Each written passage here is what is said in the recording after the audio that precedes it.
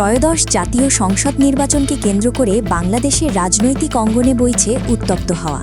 তবে সব জল্পনা কল্পনাকে ছাপিয়ে হঠাৎ করেই ভোটের সমীকরণে এক নতুন মেরুকরণ শুরু হয়েছে। দীর্ঘদিনের গুঞ্জন আর আলোচনা শেষে যে বৃহত্তর ইসলামী ঐক্যের স্বপ্ন দেখা হচ্ছিল, তাতে বড় ধরনের ধাক্কা লেগেছে। জামাতে ইসলামীর নেতৃত্বাধীন 11 দলীয় নির্বাচনী জোটে শেষ পর্যন্ত থাকছে না চরমোনাই পীরের দল ইসলামী আন্দোলন বাংলাদেশ। হঠাৎ কেন এই সিদ্ধান্ত? এর পেছনে নেপথ্যের কারণ কি? আর এই ভাঙন ভোটের মাঠে কার পাল্লা ভারী করবে? আজ আমরা বিশ্লেষণ করব এই চাঞ্চল্যকর রাজনৈতিক মন নিয়ে। সঙ্গে আছে নিউজ ট্রেন্ডিং এসএ এর পক্ষ থেকে।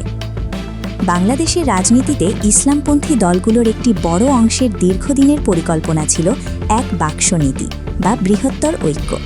লক্ষ্য ছিল ভোট যাতে ভাগ না হয়। কিন্তু নির্বাচনের আগ মুহূর্তে ইসলামী আন্দোলনের এই সরে দাঁড়ানোর সিদ্ধান্ত সেই পরিকল্পনার মূলে কুঠারাঘাত করেছে। 11টি দলের যে জোট হওয়ার কথা ছিল, তা এখন 10 দলে এসে ঠেকেছে। জামাত ও ইসলামী আন্দোলনের মধ্যে দীর্ঘ সময় ধরে আলোচনা ও দরকষাকষি চলেছে।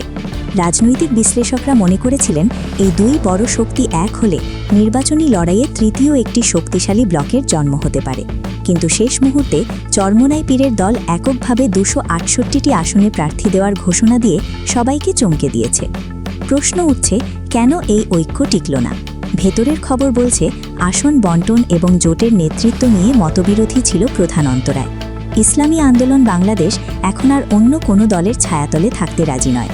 তাদের বিশাল কর্মী বাহিনী ও নিজস্ব ভোট ব্যাংকে কাজে লাগিয়ে তারা নিজেদের শক্তির জানান দিতে চায়। অন্যদিকে জামাতে ইসলামী চাচ্ছিল সব ইসলামপন্থী দলকে এক ছাতার নিচে এনে একটি শক্ত অবস্থান তৈরি করতে। কিন্তু ইসলামী আন্দোলনের এককভাবে নির্বাচনের সিদ্ধান্ত প্রমাণ করে যে মাঠ পর্যায়ের রাজনীতিতে তারা নিজেদের অবস্থান নিয়ে যথেষ্ট আত্মবিশ্বাসী। তবে এই আত্মবিশ্বাস কি ঐক্য ভাঙার সঠিক কারণ, নাকি এর পেছনে অন্য কোনো সমীকরণ কাজ করছে? এখন আসা যাক সবচেয়ে গুরুত্বপূর্ণ প্রশ্নে, এই বিভক্তি কার জন্য আশীর্বাদ হয়ে আসবে? বিশ্লেষকদের মতে ইসলামপন্থী দলগুলোর ঐক্য না হওয়াতে সবচেয়ে বড় সুবিধাভোগী হতে পারে বিএনপি, কারণ ভোট ব্যাংক ভাগ হয়ে গেলে তার সরাসরি প্রভাব পড়ে প্রধান দলগুলোর ওপর। যদিও জামাত নেতৃত্বাধীন 10 দলীয় জোটের নেতারা দাবি করছেন চরমোনাই পীরের দল না থাকায় তাদের খুব একটা প্রভাব পড়বে না, কিন্তু বাস্তব চিত্র ভিন্ন। ইসলামী আন্দোলনের মতো একটি সুসংগঠিত দলের অনুপস্থিতি জোটের জনভিত্তি ও মাঠ পর্যায়ের লড়াইকে চ্যালেঞ্জের মুখে ফেলবে নিশ্চিতভাবেই। জামাতের সহকারী সেক্রেটারি জেনারেল এহসানুল মাহবুব জুবায়ের যদিও জানিয়েছেন তারা শেষ মুহূর্ত পর্যন্ত অপেক্ষা করবেন, কিন্তু রাজনীতির ময়দানে ফেরার পথ কতটা সহজ তা সময় বলবে। ইসলামী আন্দোলন না থাকলেও জামাত এখন বাকি 10টি ছোট বড় দলকে নিয়ে নির্বাচনী ছক কষছে।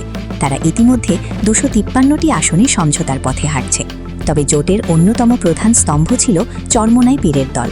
তাদের কর্মী বাহিনীর যে অভাব, তা এই 10 দল কিভাবে পূরণ করবে সেটি এখন দেখার বিষয়। রাজনীতিতে শেষ বলে কিছু নেই। আজ যা বিচ্ছেদ, কাল তা মিলন হতেই পারে। তবে আপাতত এটা স্পষ্ট যে ইসলামপন্থীদের কাঙ্ক্ষিত সেই সোনালী সুযোগ হাতছাড়া হয়ে গেল। আপনার কি মনে হয়, ইসলামী আন্দোলনের এককভাবে নির্বাচনের সিদ্ধান্ত কি সঠিক, নাকি এই বিভক্তি বিরোধী শিবিরের ভোট কমিয়ে দেবে? আপনার মূল্যবান মতামত আমাদের কমেন্ট বক্সে জানান। ভিডিওটি ভালো লাগলে লাইক দিন এবং রাজনৈতিক সব খবরের আপডেট পেতে সাবস্ক্রাইব করুন নিউজ ট্রেন্ডিং এসে। ধন্যবাদ।